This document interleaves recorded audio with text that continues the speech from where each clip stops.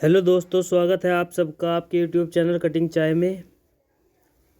इस चैनल के माध्यम से हम लेकर आते हैं अमर उजाला न्यूज़पेपर की थ्रू आउट एनालिसिस, जिसमें हम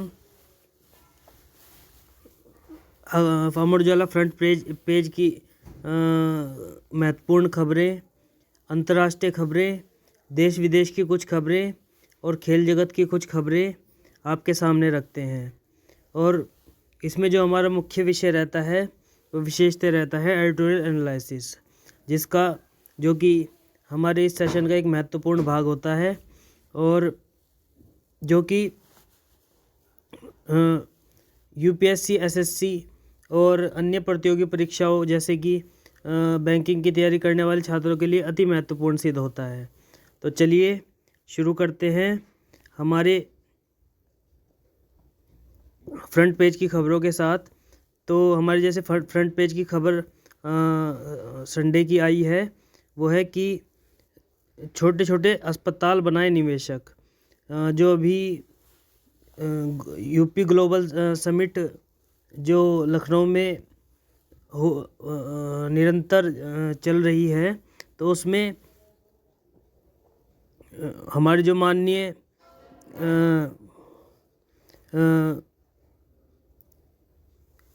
मुख्यमंत्री योगी जी हैं और अन्य जो केंद्रीय मंत्री हैं, उन्होंने एक तरह से निवेशकों से ये आह्वान किया है कि वे एक छोटे छोटे अस्पताल बनाकर अपना एक तरह से हिस्सेदारी इस अभियान में डाल सकते हैं। जैसे कि छोटे छोटे अस्पताल, जिला लेवल पे हम अस्पताल बना सकते हैं या कस्बों के लेवल पर हम अस्पताल बना सकते हैं। 50-100 बेड का अस्पताल बनाने की बात मुख्यमंत्री योगी आदित्यनाथ जी ने कही है, जिसमें कि सब्सिडी भी देने का वायदा उन्होंने किया है कि सरकार की तरफ से उसमें सब्सिडी भी दी जाएगी और अपनी तरफ से हर संभव मदद करने का प्रयास सरकार की तरफ से किया जाएगा।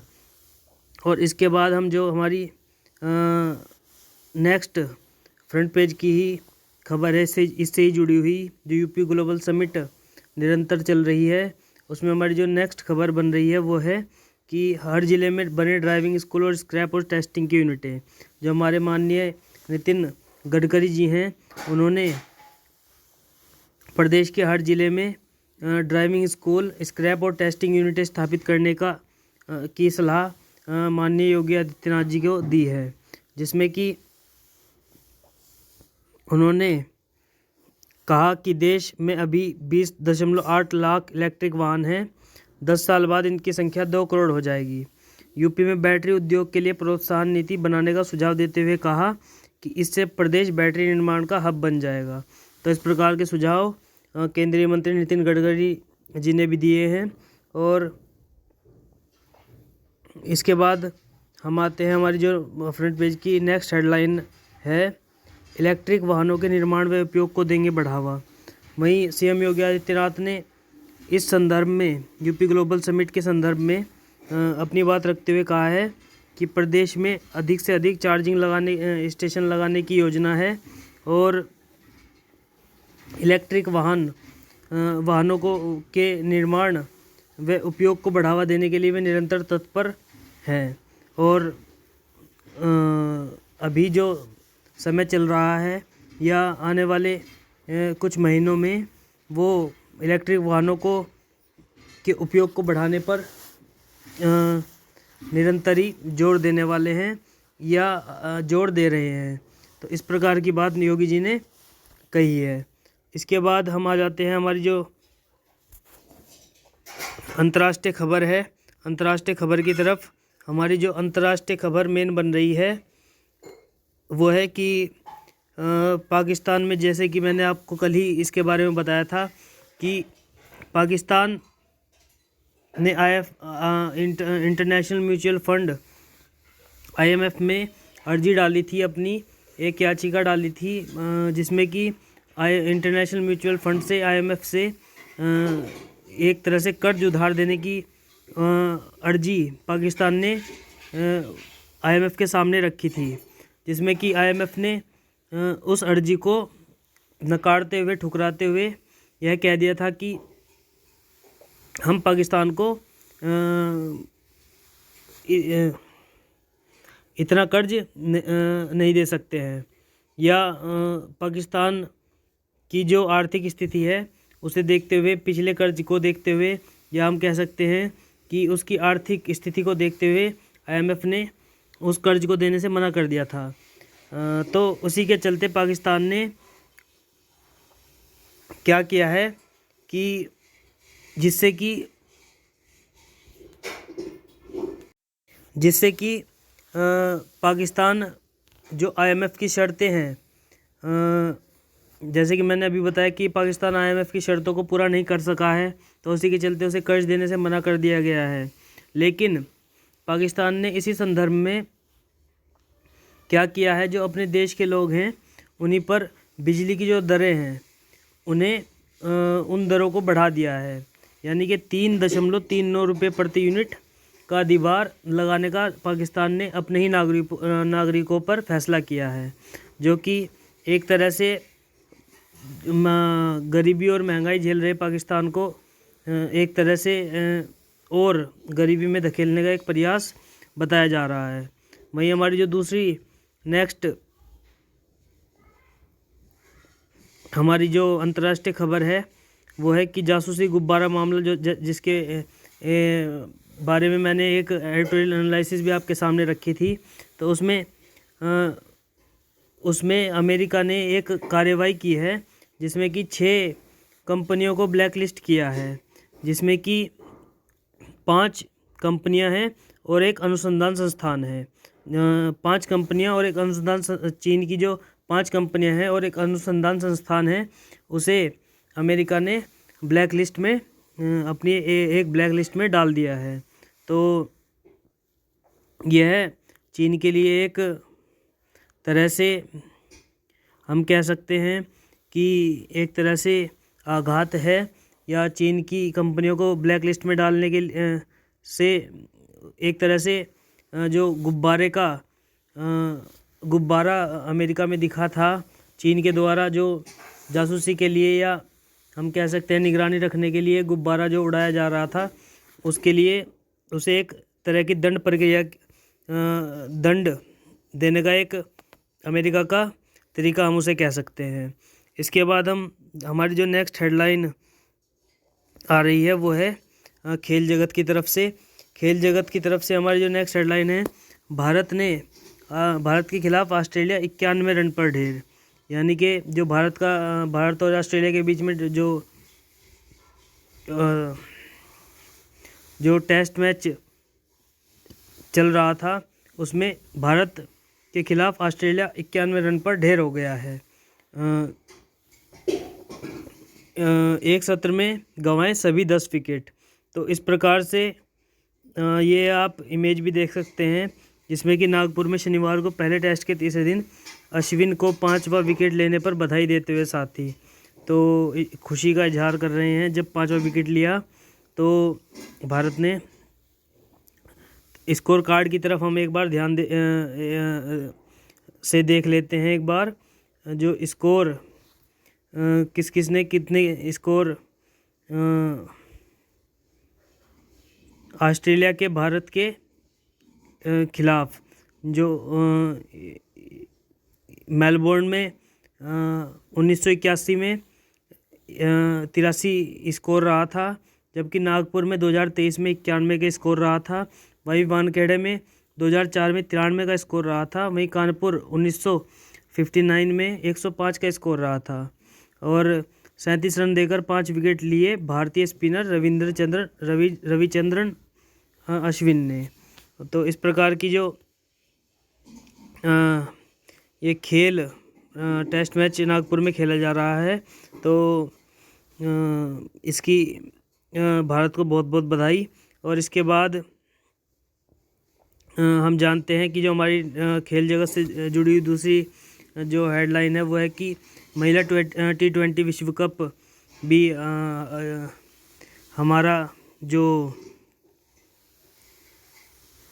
रविवार से होने जा रहा है, या रविवार को इसका पहला दिन था। तो उसमें पाकिस्तान पर विजयी आगाज़ करने की एक भारत की कोशिश या पूरे उत्साह से भारत इसमें ज़ोर शोर से जुटा हुआ है। और इस मैच में हमें पता ही होगा कि आप सबको कि बोली भी लगने वाली है, क्योंकि महिला T20 विश्व कप है, जो अंतर्राष्ट्रीय क्रिकेट वैसा जिसमें महिलाएं नहीं खेलती हैं, पुरुष खेलते हैं, उसे तो निरंतर देखा जाता रहा है। लेकिन महिला T20 विश्व कप एक अपना नया ही एक तरह से आयाम लेकर आया है। तो इस पर भी जो इस पर भी रोशनी डालते हुए हम इस तरफ भी ध्यान देंगे कि जो हमारी जो भारतीय टीम है उसकी जो कप्तान है वो हरमनप्रीत कौर है, और पाकिस्तान की जो इसमें कैप्टन है वो है बिस्मा। तो ये दोनों हमारी भारत की जो कैप्टन है हरमनप्रीत कौर, और पाकिस्तान की जो है वो बिस्मा है, तो वो रहने वाली हैं। और इसके बाद एक खेल जगत की ओर एक और खबर की तरफ हम जाते हैं, जिसमें कि खेलो इंडिया यूथ गेम्स चल रहे हैं। खेलो इंडिया यूथ गेम्स में महाराष्ट्र ने सर्वाधिक पदक जीते हैं, जिसमें कि महाराष्ट्र ने 161 पदक अब तक जीत लिए हैं, और जिसमें कि 56 स्वर्ण जीते हैं, 55 रजत जीते हैं, 50 कांस्य जीते हैं। तो कुल 161 महाराष्ट्र के खाते में चले गए हैं। और हरियाणा ने इसमें 128 पद जीते हैं अभी तक, और मध्य प्रदेश ने इसमें 96 पदक जीत लिए हैं, और राजस्थान ने इसमें 48 पदक जीते हैं। वहीं दिल्ली ने इसमें 64 पदक अभी तक हासिल कर लिए हैं। और खेलो इंडिया यूथ गेम्स जो कि निरंतर जारी है, और इसमें तैराकी में कर्नाटक की टीम चैंपियनशिप, और कुश्ती में दिल्ली को 3 स्वर्ण मिले हैं। वहीं हम कह सकते हैं कि तैराकी में जो कर्नाटक की टीम है वो चैंपियनशिप का खिताब उसके नाम रहा है। इसके बाद हम हमारी जो नेक्स्ट हेडलाइन खेल जगत की अभी तक यही थी कि खेलो इंडिया यूथ गेम्स की। अब इसके बाद हम जो हमारी नेक्स्ट जो हमारी खबर बन रही है वो विदेश की खबर की तरफ खबर बनने वाली है। देश विदेश की खबर हमारी जो फर्स्ट हेडलाइन बनने जा रही है वो है दिल्ली से जयपुर का सफ़र अब सिर्फ 3.5 घंटे में। हमें पता ही होगा जैसे कि दुनिया का जो सबसे लंबा हम कह सकते हैं एक तरह से एक 8 लेन जो दिल्ली से लेकर मुंबई तक एक एक्सप्रेस वे बनने वाला है। सड़क एक तरह से बनने वाली है या बनकर तैयार हो जाएगी हम कह सकते हैं, जिसमें कि जिसके निर्माण में करीबन 12,150 करोड़ रुपए जिस पर खर्च हुए हैं। और मैं आपको बता दूं ये 8 लेन की सड़क बनेगी जो जिसका उद्घाटन अभी आने वाले समय में कुछ ही दिनों में हम कह सकते हैं या कुछ समय में प्रधानमंत्री मोदी जी द्वारा किया जाएगा। तो ये दिल्ली से मुंबई तक ये सड़क बनने वाली है, जिसमें कि बीच में ये सड़क जयपुर और राजस्थान वगैरह से होती हुई भी गुजरेगी, जिसमें कि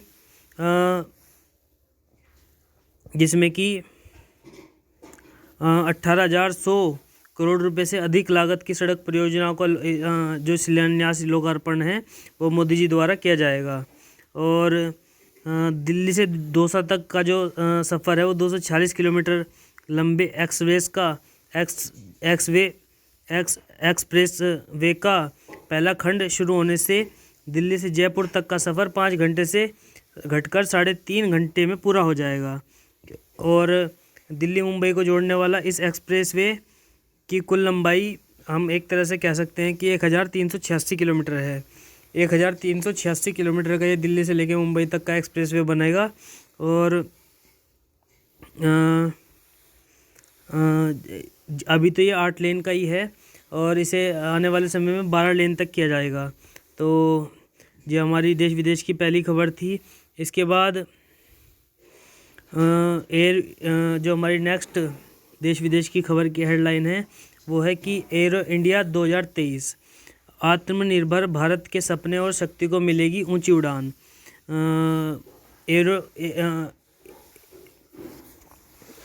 हमारी जो एयरफोर्स की तरफ से हम कह सकते हैं, तो उसकी तरफ से एक एरो इंडिया 2023 का आयोजन किया जा रहा है, जिसमें कि हम कह सकते हैं कि आत्मनिर्भर भारत और के सपने और शक्ति को मिलेगी एक तरह से एक ऊंची उड़ान मिलने की उम्मीद इसमें जताई जा रही है। तो पीएम मोदी के द्वारा बेंगलुरु में ये 14वां हम कह सकते हैं कि एरो इंडिया का जो एक तरह से ये शो होने वाला है, जिसमें 80 से ज़्यादा देश शामिल होने वाले हैं। और इसके अलावा इसमें 30 देशों के मंत्री, वैश्विक व भारतीय उपकरण निर्माता कंपनियों के 65 CEO भी इस शो में हिस्सा लेने वाले हैं। और इस शो में यही नहीं, 807 कंपनियां भी शिरकत करने वाली हैं। और एरो इंडिया 2023 प्रदर्शनी में करीबन 109 विदेशी और 700 से ज़्यादा भारतीय कंपनियों द्वारा भाग लिया जाएगा। और वहीं प्रदर्शनी में भाग लेने वाली भारतीय कंपनियों में MSME और स्टार्टअप भी शामिल हैं। तो इसमें जो हमारी भारतीय कंपनियां हैं जिन्होंने स्टार्टअप भी किया है शुरू, और या भारतीय कंपनियां हैं जो भारत में बनी हुई हैं या भारतीय हैं, तो वे भी इसमें हिस्सा लेने वाली हैं। तो इसके बाद हम अपनी जो नेक्स्ट हेडलाइन है उसकी तरफ आते हैं। अभी हाल ही में जो हमारे केंद्रीय गृह मंत्री हैं अमित शाह जी, वे हैदराबाद के एक पुलिस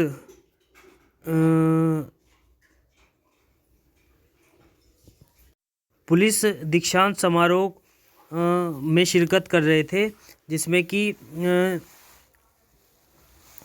जो कि 74वां एक तरह से राष्ट्रीय पुलिस अकादमी का RPS बैच, जिसे कि गृह मंत्री अमित शाह जी ने संबोधित करते हुए कहा कि हर चुनौती से लड़ने वाला पुलिस तंत्र ही रख सकता है विकसित राष्ट्र की नींव।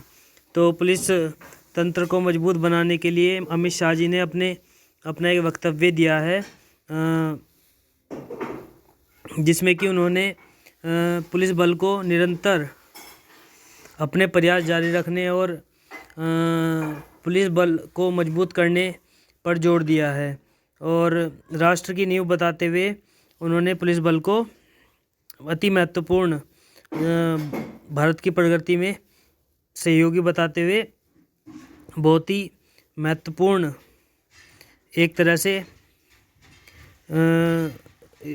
स्थान पुलिस बल का राष्ट्र के विकास में अपना बताया है। और वहीं उन्होंने अपनी बात रखते हुए कहा कि 8 साल में आंतरिक सुरक्षा के 3 बड़े नासूरों का उन्होंने इलाज किया है। और एक तरह से जैसे कि 3 बड़े नासूर कौन कौन से हैं, जैसे कि धारा 370 और धारा 370 हो गई कश्मीर में, और NRC का जो मुद्दा है, और 3 तलाक का जो मुद्दा है, माफ़ कीजिएगा, और एक मुद्दा और है जिसमें कि हम कह सकते हैं राम मंदिर का मुद्दा हम जिसमें कह सकते हैं। तो 3 ये जो नासूर उन्होंने अपने संबोधन में कहे, तो इस प्रकार ही इन 3 जो बिंदु हैं इन पर उन्होंने ध्यान दिलाने का प्रयास एक तरह से किया है। और वहीं प्रधानमंत्री मोदी जी की जो अभी त्रिपुरा में उन्होंने एक संबोधन में अपने कहा है कि जो कि हमारी नेक्स्ट देश विदेश की हेडलाइन भी है कि प्रधानमंत्री मोदी जी अभी एक त्रिपुरा के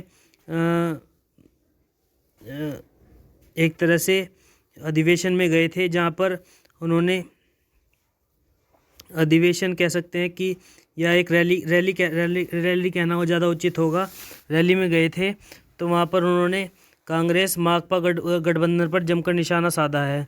और प्रधानमंत्री ने गोमती जिले के राधा किशोरपुर और धलाई जिले के अम्बासा में चुनावी रैली को उन्होंने संबोधित करते हुए कहा है कि विपक्ष वोटों का बंटवारा चाहता है, कुछ छोटी वोट काटने वाली पार्टियां चुनाव नतीजों का इंतजार कर रही हैं।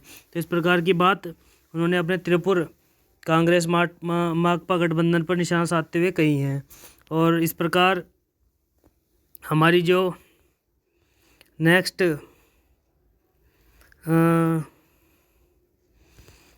हमारी जो देश विदेश की खबर के बाद अब हमारी जो एक तरह से मुख्य जिसकी तरफ हम निरंतर हम एक तरह से कह सकते हैं हमारा ध्यान लगा रहता है कि हम इस एडिटोरियल एनालिसिस को ज़रूर सुने। और तो वही एडिटोरियल एनालिसिस अब मैं आपके सामने रखने जा रहा हूँ। तो एडिटोरियल एनालिसिस में जैसे कि हमारी एक अमर उजाला की 2 एडिटोरियल एनालिसिस जिसमें हम मुख्य तौर पर रखते हैं, जैसे कि हमारी जो पहली एडिटोरियल एनालिसिस का विषय है वो है कि गर्मी के बारे में जो एक एडिटोरियल एनालिसिस संपादक की ओर से रखी गई है, जिसमें कि इलियन पेल्टियर जो कि द न्यूयॉर्क टाइम्स में भी लेख लिखते रहे हैं, ने एक लेख लिखा है द न्यूयॉर्क टाइम्स में, तो जिनका नाम है इलियन पेलिटियर। तो उन्होंने एक लेख लिखा है कि जो अफ्रीका में है, जो गरीब एक तरह से अफ्रीका एक गरीब तबके में आता है, अविकसित राष्ट्रों में आता है, तो बढ़ती गर्मी के कारण किस तरह की कीमत वो चुका रहा है। तो इसी पर एक लेख उन्होंने लिखा है, तो वो मैं आपको आपके समक्ष उसका जो सार है वो रखने का प्रयास कर रहा हूँ। जैसे कि उन्होंने अपने लेख में लिखते हुए कहा है कि एक अफ्रीका का एक देश है जहाँ जिसका नाम है सिएरा लियोन। तो सिएरा लियोन की राजधानी है फ्रीटाउन। सिएरा लियोन की राजधानी कौन सी है? फ्रीटाउन। तो फ्रीटाउन में निरंतर तापमान बढ़ता रहता है। वहाँ पर इतनी ज़्यादा गर्मी हो रही है कि वहाँ आबादी तो हम मान सकते हैं कि वहाँ पर करीबन 12 लाख के करीब है, या लेकिन 12 लाख की आबादी होने के बावजूद भी वहाँ पर आधे से ज़्यादा लोग जो हैं 60% जो लोग हैं वो लोहे की दीवार से उनके जो घर बने हुए हैं वो लोहे की दीवारों से बने हुए हैं, या हम कह सकते हैं कि उनके जो घर हैं लोहे की दीवारों से बने हुए हैं और उसके ऊपर जो छत है वो टीन की छत है एक तरह से। और इतनी गर्मी इतनी ज़्यादा हो जाती है वहाँ पर कि जैसे भट्टी में एक तरह से तंदूर तपता है, तो उसकी तुलना संपादक ने की है कि तंदूर की तरह वहाँ पर लोग तपते रहते हैं। तो इस प्रकार की एक एनालिसिस जो रखते हुए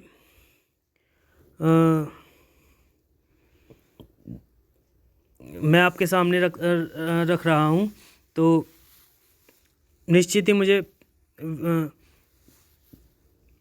विश्वास है कि आप इस एनालिसिस को बहुत ही ध्यान से सुनेंगे, क्योंकि यह एनालिसिस अफ्रीका से बहुत ही समतल एक तरह से ज़मीन से जुड़ी हुई एनालिसिस है।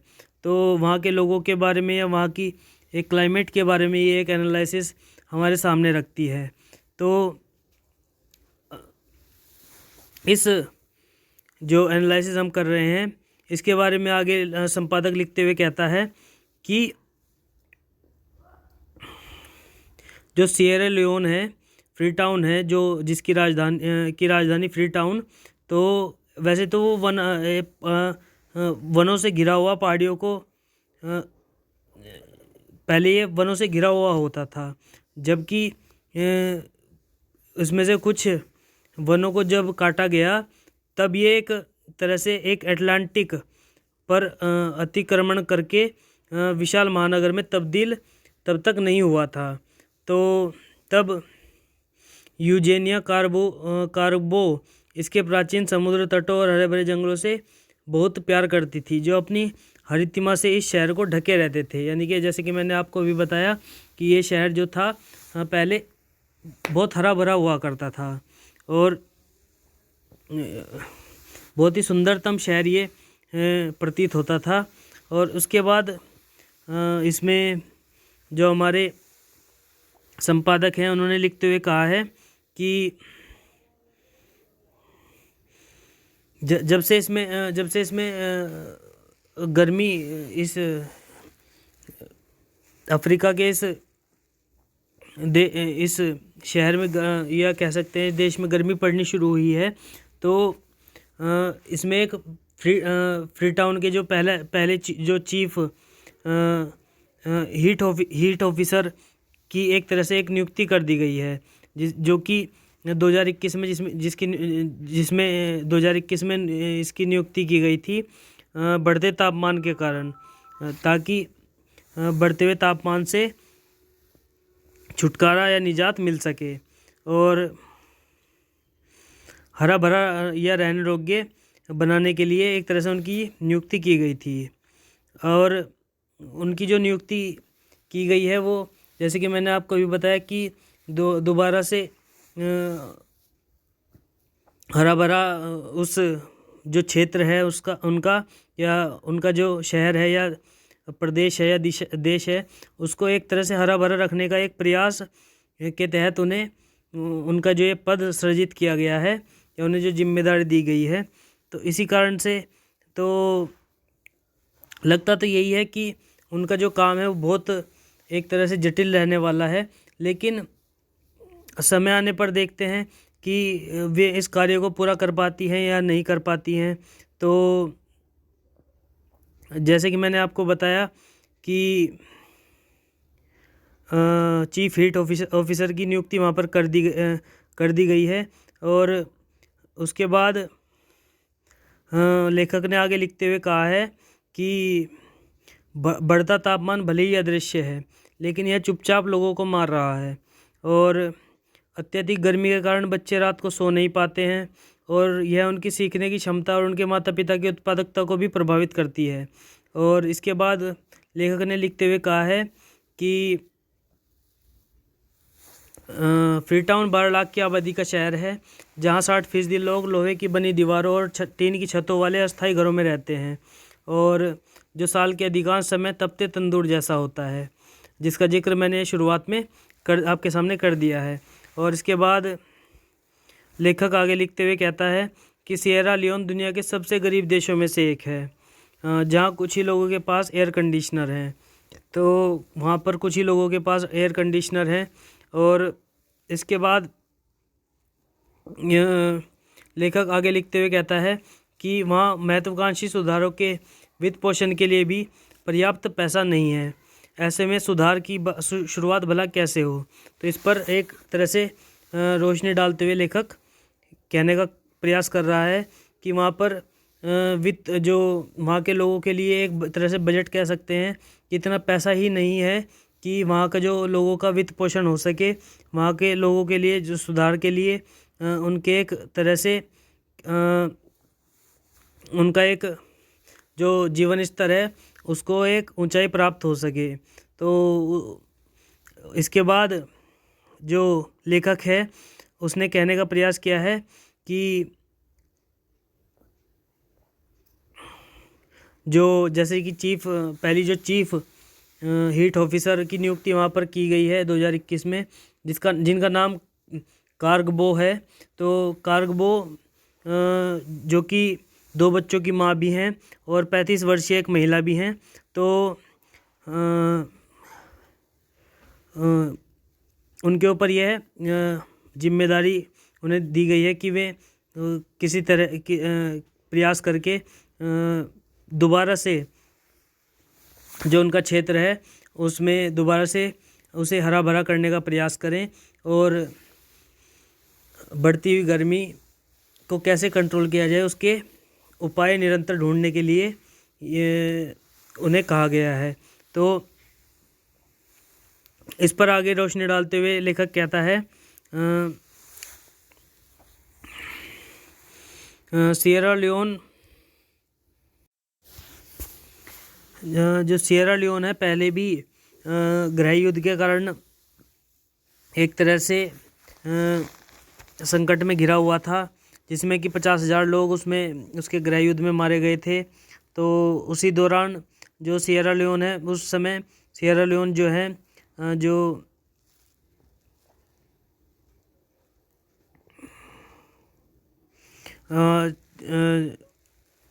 जो कार्गबो हैं उन्होंने सिएरा लियोन के विश्वविद्यालय में मिलान में अध्ययन किया, जो चीफ हिट ऑफिसर हैं। तो फिर एक बैंकर के रूप में उन्होंने शुरुआत की है। तो ठीक उसी दौरान फ्रीटाउन गर्मी और अन्य मौसम संबंधी आपदाओं से पीड़ित होने लगा। यानी कि जब गृह युद्ध चल रहा था जिसमें कि 50,000 लोग मारे गए थे, उसी समय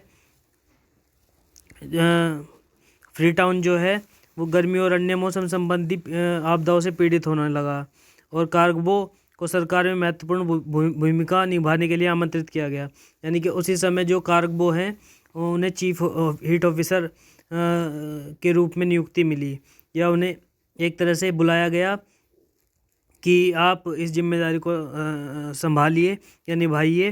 तो वर्ष 2017 में राजधानी की ढलानों पर भूस्खलन, जिसमें 1100 लोग मारे गए थे, ने समस्याओं के प्रति सरकार की आंखें खोल दी।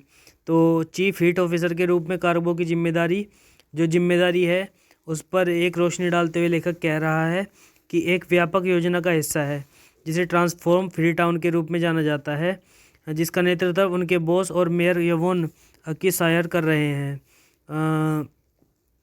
तो जो चीफ हिट ऑफिसर हैं उनके जो बॉस हैं वो हैं यवोन अकीसायर, जो कि उनका एक तरह से मार्गदर्शन भी कर रहे हैं। और कार्गबो कहती हैं कि वह 11 साल के अपने बेटे और 8 साल की बेटी को पार्कों और सार्वजनिक फव्वारे वाले शहर में पालना चाहती हैं। वह एक हरे भरे और शीतल फ्रीटाउन की कल्पना करती हैं। तो निरंतर उनका जो कार्गबो हैं, चीफ हिट ऑफिसर हैं, उनका सिएरा लियोन को एक तरह से गर्मी से रहित, एक तरह से शीतल फ्रीटाउन बनाने का जो उनका प्रयास है उसमें वे निरंतर लगी हुई हैं। और निश्चित ही वे अपने जो उनका लक्ष्य है उसमें अगर निरंतर लगी रहती हैं तो ज़रूर कामयाब होने की दिशा में एक तरह से वो कदम बढ़ा ही लेंगी, ऐसी लेखक को उम्मीद भी है। तो इसके बाद इस जो एडिटोरियल एनालिसिस है, इसके बाद हमारी जो नेक्स्ट जो एडिटोरियल एक एनालिसिस है वो मैं आपके सामने रखने जा रहा हूँ। नेक्स्ट एडिटोरियल जो एनालिसिस हमारी है वो है बाल विवाह के ऊपर। तो लेखक जो है कि रविकांत जी ने एक लेख लिखा है इसी के ऊपर, किस तरह से ये बाल विवाह की जो बुराई है वो कैसे ख़त्म होगी, कब ये शुरू हुई थी और किस प्रकार क्या उपाय करने चाहिए इस बुराई को ख़त्म करने के लिए। तो उस पर एक लेखक ने एक तरह से हम कह सकते हैं एक एनालिसिस, एक एडिटोरियल एनालिसिस इसमें एक तरह से कह सकते हैं कि विश्लेषण किया है इस जो लेख का है बाल विवाह के ऊपर। तो वही मैं आपके सामने रखने जा रहा हूँ। तो रविकांत जी कहते हैं कि सरकार ने शिक्षा के अधिकार के तहत 14 साल की उम्र तक बच्चों के लिए शिक्षा को मुफ्त कर रखा है, पर इसके बाद गरीब परिवारों की बेटियां आगे की पढ़ाई नहीं कर पाती हैं क्योंकि उनका बाल विवाह कर दिया जाता है। वैसे तो सरकार ने 14 साल तक के जो बच्चे हैं उनकी जो पढ़ाई है उसको फ्री कर रखा है, लेकिन जो उसके बाद गरीब परिवारों की जो बेटियां होती हैं उनकी जो पढ़ाई लिखाई वो गरीबी के कारण आगे नहीं हो पाती है, और इसी के चलते जब वो आगे पढ़ाई लिखाई नहीं कर पाती हैं, अशिक्षित रह जाती हैं। तो अशिक्षित रहने के कारण से या हम कह सकते हैं गरीबी के कारण से उनका जो बाल विवाह कर दिया जाता है, बचपन में उनकी शादी कर दी जाती है, जिसका खामियाजा उन्हें एक तरह से भुगतना पड़ता है। तो अपने लेख में लेखक कहते हैं कि बाल विवाह की सामाजिक बुराई लंबे समय से हमारे समाज का हिस्सा रही है। आज़ादी से पहले और उसके बाद भी इसके खात्मे के लिए निरंतर प्रयास किए जा रहे हैं, लेकिन यह बुराई आज भी हमारे समाज में बदस्तूर जारी है। इसके समूल उन्मूलन के लिए ज़रूरी है कि बच्चों को और ख़ासकर लड़कियों को शिक्षित किया जाए और उनका कौशल विकास किया जाए।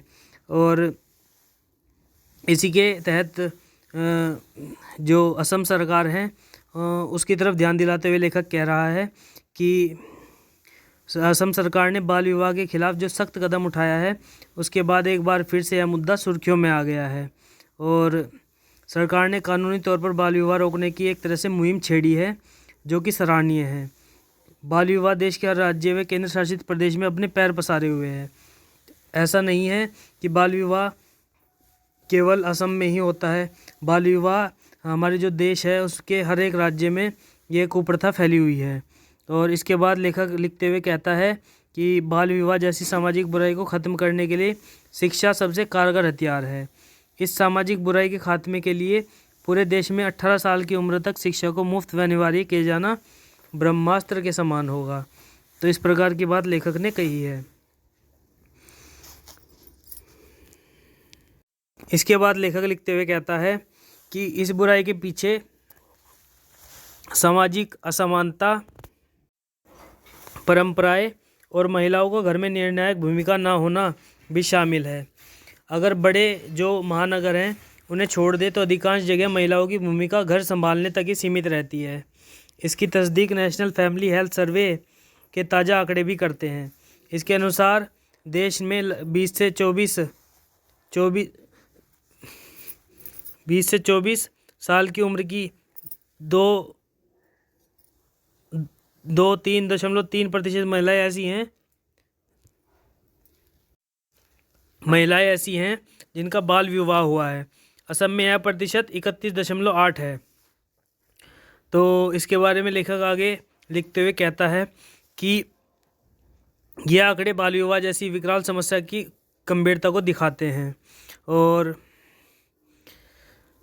वहीं NFHS की रिपोर्ट के अनुसार लेखक लिखते हुए कहता है कि देश में लड़कियों की बाल विवाह दर सबसे ज़्यादा है और वे बहुत ही कम या फिर शिक्षा हासिल नहीं कर पाती हैं।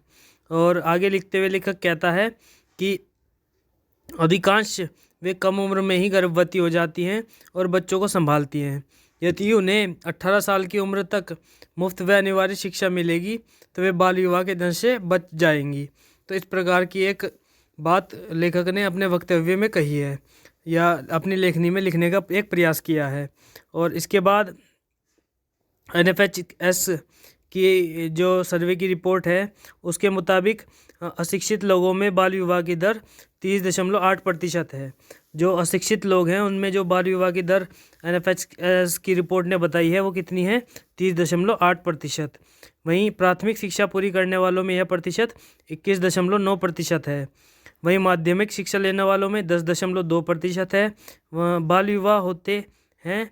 हाँ, जबकि उच्च शिक्षित लोगों में यह आंकड़ा केवल 2.4% ही है। वहीं कैलाश सत्यार्थी जी को भी हम जानते हैं जो कि बच्चों के लिए निरंतर अपना एक प्रयास करते रहते हैं उन्हें बाल मजदूरी से छुड़ाने का। तो उसी में बाल विवाह भी बच्चों के लिए कैलाश सत्यार्थी जी का एक तरह से उसमें भी उन्होंने बाल विवाह मुक्त भारत एक तरह से आंदोलन की शुरुआत कर रखी है, जिसमें कि देश के लगभग 500 जिलों में 75,000 से ज़्यादा महिलाओं ने बाल विवाह के विरोध में मशाल जुलूस निकाला था। तो वहीं महिलाओं की इतनी बड़ी भागीदारी ने यह दर्शाया कि बाल विवाह से महिलाएं कितनी पीड़ित हैं, कि बाल विवाह से महिलाएं कितनी पीड़ित हैं और बच्चों खासकर लड़कियों को इसके दुष्परिणाम सहने पड़ रहे हैं। और वहीं भारत सरकार की तरफ ध्यान दिलाते हुए लेखक कह रहा है कि भारत सरकार ने शिक्षा के अधिकार के तहत 14 साल तक की उम्र तक के बच्चों के लिए शिक्षा को मुफ्त कर रखा है। लेकिन इसके बाद जो गरीब परिवार के बच्चे होते हैं, खासकर जो बेटियां होती हैं, आगे की पढ़ाई नहीं कर पाती हैं और स्कूल जाने पर जहां बेटियों को मिड डे मील योजना के तहत भोजन मिलता है, वहीं 14 साल की उम्र के बाद उन्हें गरीब परिवार के लिए बोझ माना जाने लगता है जिसका नतीजा यह होता है कि उसके बाद बच्ची का जो बाल विवाह कर दिया जाता है। इसलिए ज़रूरी है कि 18 साल की उम्र तक बच्चों के लिए मुफ्त व अनिवार्य शिक्षा की व्यवस्था की जाए। यानी कि कम से कम सरकार की तरफ से लेखक ने उम्मीद करते हुए कहा है कि कम से कम 18 साल तक तो कम से कम बच्चों की जो शिक्षा है वो सरकार की तरफ से मुफ्त कर देनी चाहिए। तो और इसके बाद लेखक आगे लिखते हुए कहता है इसी लेख में कि कानून निर्माता और बच्चों से संबंधित मामलों के सभी साझेदारों को यह सुनिश्चित करना चाहिए कि बच्चों और खासकर लड़कियों को शिक्षा हासिल करने में कोई बाधा ना आए, उन्हें गुणवत्तापूर्ण शिक्षा मिले, स्कूल जाने में दिक्कत ना हो और स्कूलों में शौचालय की उचित व्यवस्था हो, लड़कियों से जुड़ी स्वास्थ्य सुविधाओं का भी उचित प्रबंध हो। इस काम में समाज सेवी संगठनों को भी सरकारों के साथ मिलकर काम करना चाहिए ताकि बाल विवाह जैसी बुराई को जड़ से ख़त्म किया जा सके और एक खुशहाल, शिक्षित, स्वस्थ और सुरक्षित बचपन की ही खुशहाल देश बना सकता है। तो इस प्रकार का लेख जो नितिन नहीं, माफ़ कीजिएगा, लेखक रविकांत जी ने एक तरह से बाल विवाह के ऊपर जो लेख लिखा है वह अति महत्वपूर्ण और अति एक तरह से अति लाभदायक हमारे पाठ्यक्रम के लिए सिद्ध होगा, ऐसी मेरी आशा, ऐसी मेरी एक तरह से एक तरह से हम कह सकते हैं कि ऐसी मेरी एक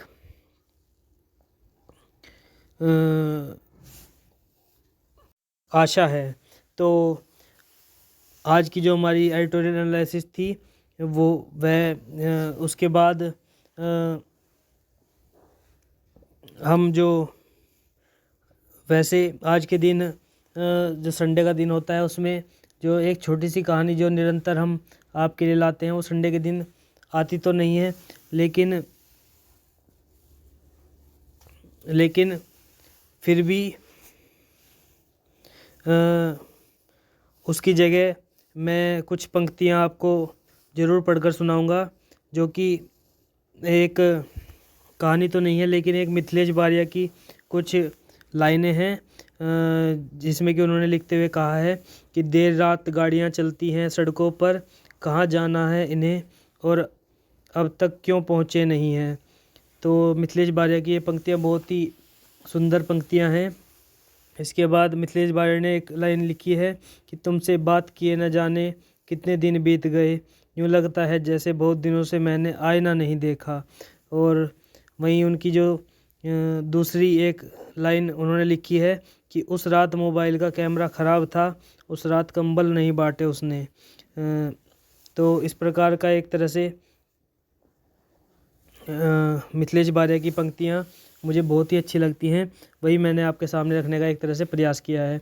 तो अंत में मैं आपसे विदा लेते हुए यही आशा, यही उम्मीद रखता हूँ कि ये जो एडिटोरियल एनालिसिस है, देश विदेश की राष्ट्रीय खबरें हैं या फ्रंट पेज की मुख्य खबरें हैं, यह निश्चित ही आपको पसंद आई होगी और निश्चित ही इसका लाभ आपकी प्रतियोगी परीक्षाओं में आपको मिलने वाला है। तो इसी शुभकामना के साथ मैं आपसे विदा लेता हूँ। धन्यवाद, बने रहिए हमारे साथ कटिंग चाय में। धन्यवाद।